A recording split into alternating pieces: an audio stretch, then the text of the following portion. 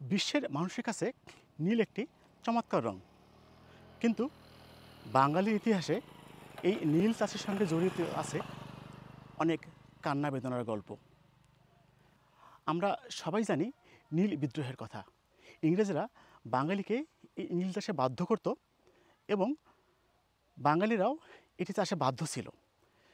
দেখুন, আমি যে গাছের সামনে দাঁড়িয়ে আছি এগুলোই হচ্ছে নীল গাছ।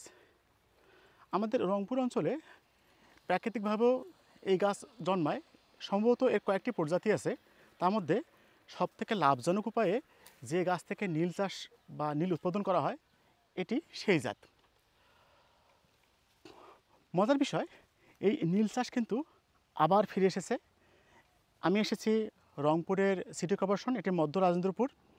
এখানে আমার পিছনে যে একটি ঘর দেখা যাচ্ছে, সাধারণত এই ঘরে এই যে নীল গাছ, এই নীল গাছ থেকে নীল উৎপাদন করা হয় এবং সেই নীল দ্বারা বিভিন্ন বস্ত্র এবং হ্যান্ডিক্রাফটস যাকে বলি আমরা, সেগুলো তৈরি করা হয় এবং সেগুলো বিদেশে রপ্তানি করা হয়।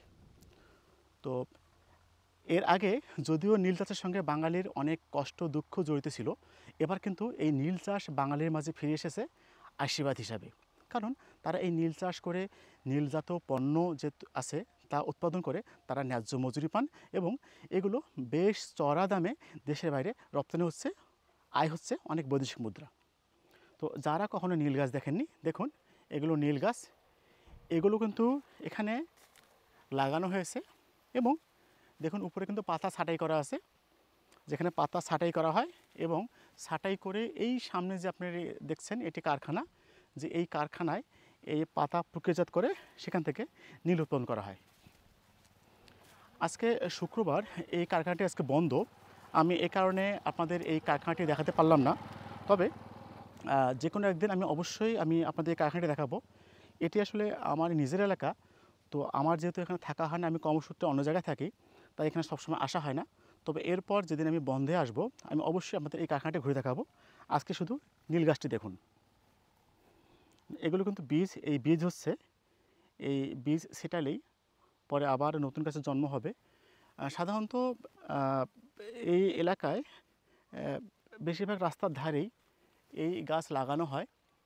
অনেকেই জমিতেও একেবারেই অর্থকরী ফসল হিসাবে এখন নীল আবাদ করছেন।